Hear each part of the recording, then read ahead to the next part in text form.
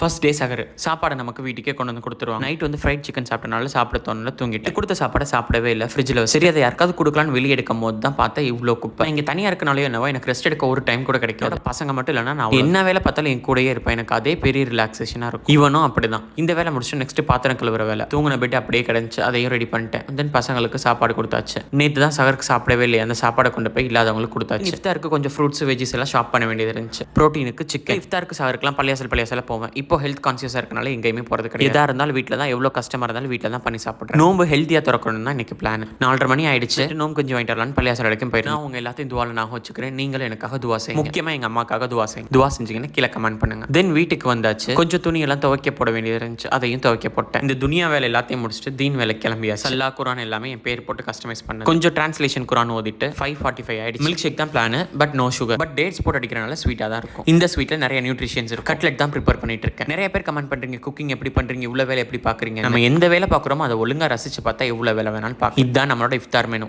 தென் நோம்பு திறந்துட்டு 1 மணி நேரம் ரிலாக்ஸ் பண்ணிட்டு ஒரு 8:30 வாக்கில் குளிச்சு ஜம்முன்னு கிளம்பியாச்சு. இன்னைக்கு நார்மல் வாட்டர் கிடையாது, ஆல்கலைஸ் வாட்டர். அல்ஹம்துலில்லாஹ் இன்னைக்கு டே சக்ஸஸ்ஃபுல்லாக முடிஞ்சு. தொழுது முடிச்சுட்டு வீட்டுக்கு வந்துட்டேன். அவ்வளோதான். பாய் பாய். நாளைக்கு பார்க்கலாம். Have fun.